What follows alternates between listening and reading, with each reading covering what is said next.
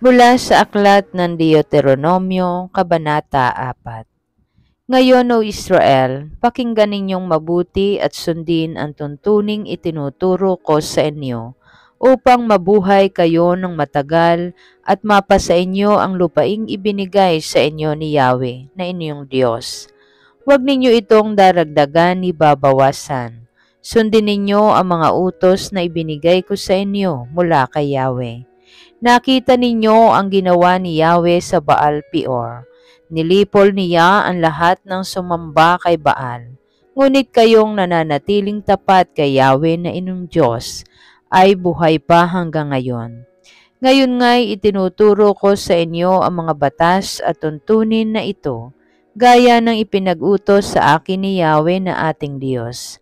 Sundin ninyo ang mga ito sa lupaing malapit na ninyong sakupin at tirhan. Unawain ninyo ito at sunding mabuti. Sa gayon makikita ng ibang bansa ang inyong karunungan at pangunawa. Kaya't masasabi nila, ang dakilang bansang ito'y matalino at may malawak na pagkaunawa. Sinong Diyos ng ibang bansa ang handang tumulong anumang oras, liban kay Yahweh? Aling bansa ang may makatarungang tuntunin at kautusan tulad ng ibinigay ko sa inyo ngayon? Ngunit mag-ingat kayo, huwag ninyong kalilimutan o babaliwalain ang mga bagay na inyong nasaksihan habang kayo'y nabubuhay. Ituro ninyo ito sa inyong mga anak at mga apo. Huwag ninyong kalilimutan ang sinabi ni Yahweh nang kayo'y nasa harap ng bundok na Sinai. Tipunin mo sa harapan ko ang buong bayan.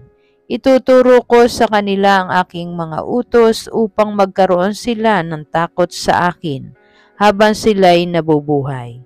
Ituturo naman nila ito sa kanilang mga anak. At kayo'y nagtipon sa paanan ng bundok. Ito'y naglalagablab ng abot sa langit. Pagkatapos, nabalot ito ng ulap at kadiliman mula sa gitna ng apoy. Nagsalita sa inyo si Yahweh. Narinig ninyo ang kanyang tinig, ngunit hindi ninyo siya nakita. Ipinahayag niya ang mga tuntunin ng kasunduang ginawa niya sa inyo. Ang 10 utos na isinulat niya sa 2 tapyas ng bato. Noon iniutos niya sa akin na ituro sa inyo ang mga tuntunin na inyong susundin sa lupaing sasakupin ninyo. Nang kayo'y kausapin ni Yahweh mula sa apoy sa Sinai, wala kayong nakitang anyo, kaya mag-ingat kayong mabuti. Huwag kayong gagawa ng anumang larawan upang sambahin, maging kawangis ng tao, hayop sa ibabaw ng lupa, ibon, ang anumang gumagapang o ng anumang isda. Huwag ninyong sambahin ang araw, buwan, bituin o alinmang bagay sa kalawakan na nilalang ni Yahweh para sa tao. Iniligtas kayo ni Yahweh mula sa napakainit na pugon ng pagkaalipin sa Ehipto, upang maging kaniyang bayang hinirang. Nagalit sa akin si Yahweh dahil sa inyo, at isinumpa niyang hindi ako makakarating sa masaganang lupaing ibibigay niya sa inyo. Hindi ninyo ako makakasama sa kabila ng Hordan. Dito na ako mamamatay, ngunit kayo'y magpapatuloy upang sakupin ang lupaing iyon. Mag-ingat kayo. Huwag na huwag ninyong kalilimutan ang kasunduan ninyo ni Yahweh.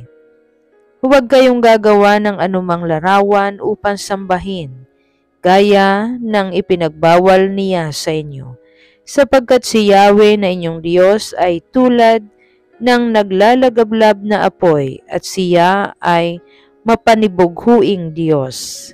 Kahit gaano katagal ang abutin ninyo roon, kahit kayo'y magkaanak at magkaapo, huwag kayong gagawa ng mga larawan upang sambahin sapagkat magagalit sa inyo si Yahweh na inyong Diyos. Masama ito sa kanyang paningin. Saksi ang langit at ang lupa kapag nilabag ninyo ang utos na ito. Hindi kayo magtatagal sa lupaing iyon sa kabila ng Hordan, sapagkat malilipol kayo ng lubusan. Paghihiwa-hiwalayin kayo ni Yahweh sa iba't ibang bansa at kaunti lamang ang matitira sa inyo. At sa lugar na pagtatapunan sa inyo ay maglilingkod kayo sa mga Diyos-Diyosang kahoy at bato na gawa ng mga tao. Sila'y hindi nakakakita, nakakarinig, nakakaamoy, ni nakakakain. Gayunman matatagpuan ninyong muli si Yahweh, kung siya'y buong puso ninyong hahanapin. Kapag nangyari na ang lahat ng ito, at kayo'y nasa matinding kahirapan, manunumbalik na kayo kay Yahweh at maglilingkod sa Kanya. Siya ay mahabagin. Hindi niya kayo pababayaang malipol, sapagkat hindi niya kakalimutan ang kanyang kasunduan sa inyong mga ninuno. Ipagtanong ninyo kahit saan at kahit kanino kung may naganap ng tulad nito. May nasaksihan o nabalitaan na ba kayong gaya nito mula nang likhain ng Diyos ang daigdig? Maliban sa inyo, mayroon pa bang ibang sambayanan na nakarinig sa tinig ng isang Diyos mula sa haliging apoy at nanatiling buhay? Sino bang Diyos ang nagtangkang maglabas ng isang buong lahi mula sa isang bansa upang maging kanya sa pamamagitan ng tagisan, ng kapangyarihan, ng kababalaghan, ng digmaan, at ng makapangyarihang mga gawa, tulad ng ginawa sa Ehipto ni Yahweh, na inyong Diyos. Ang mga pangyayaring ito'y ipinakita niya sa inyo upang maniwala kayo na si Yahweh ay Diyos, at wala nang iba liban sa Kanya. Mula sa langit nagsalita siya sa inyo upang kayo'y turuan, at dito sa lupa nagsalita siya mula sa apoy, at dahil sa pag-ibig niya sa inyong mga ninuno, pinili niya kayo at sa pamamagitan ng kaniyang kapangyarihan ay inilabas kayo sa Ehipto. Pinuksan niya ang mga bansang mas malaki at mas makapangyarihan kaysa inyo upang makapanirahan kayo sa lupaing ibinigay niya sa inyo ngayon. Dahil dito, tandaan ninyo at huwag kalilimutan na sa langit at sa lupa'y walang ibang Diyos liban kay Yahweh. Kaya nga, dapat ninyo sundin ang kaniyang mga utos at tuntuning sinasabi ko sa inyo ngayon. Sa ganoon, pagpapalain kayo at ang lahing susunod sa inyo. Magtatagal kayo habang panahon sa lupaing ibinigay sa inyo ni Yahweh, na inyong Diyos. Pagkatapos, pumili si Moises ng 3 lungsod sa kabila ng Hordan, upang maging kanlungan ng sinumang makapatay ng di sinasadya.